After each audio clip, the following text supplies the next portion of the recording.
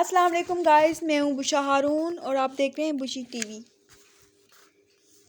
میری پہلی ویڈیو وضو کا مکمل طریقہ اسی کے حوالے سے ہے کہ پان کھانے والے جو پان کھاتے ہیں ان کے بارے میں وضو کے کیا کام ہیں۔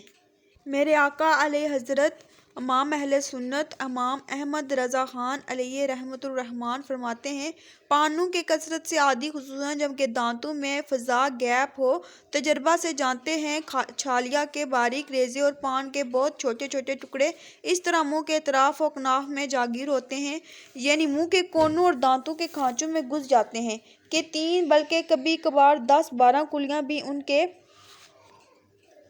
دانتوں کی مکمل صفائی کو ناکافی بنا دیتی ہیں۔ نہ خلال انہیں نکال سکتا ہے نہ مسواک۔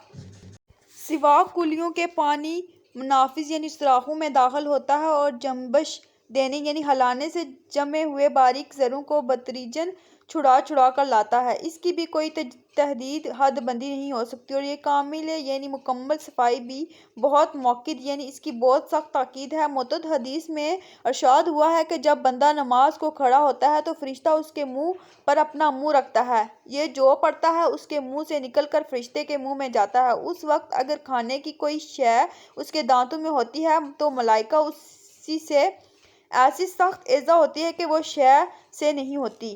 حضور اکرم صلی اللہ علیہ وآلہ وسلم نے فرمایا، جب تم میں سے کوئی رات کو نماز کے لیے کھڑا ہو تو چاہے کہ مسواک کر لے، کیونکہ جب وہ اپنی نماز میں قرات کرتا ہے تو فرشتہ اپنا منہ اس کے منہ پر رکھ لیتا ہے اور جو چیز اس کے منہ سے نکلتی ہے وہ فرشتہ کے منہ میں داخل ہو جاتی ہے۔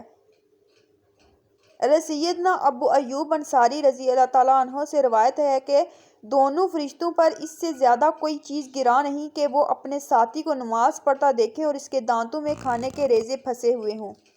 تصوف کا عظیم مدنی نسخہ۔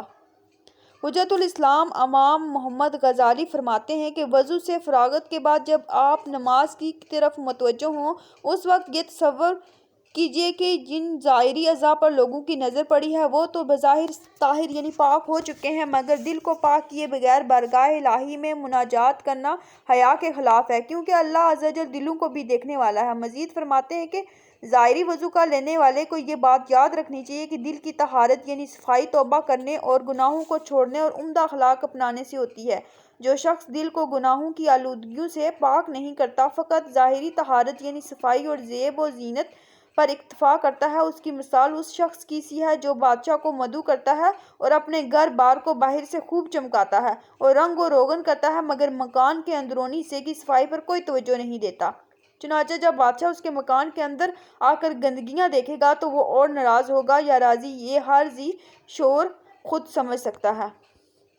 تو گائز، کیسی لگی آج کی میری ویڈیو؟ آئی ہوپ آپ کو پسند آئی ہوگی۔ اگر آپ کو میری ویڈیو اچھی لگی تو میرے چینل کو سبسکرائب کریں اور بیل آئیکن کو بھی ضرور پریس کریں تاکہ میری ہر آنے والی نئی ویڈیو آپ تک سب سے پہلے پہنچے۔ Thank you.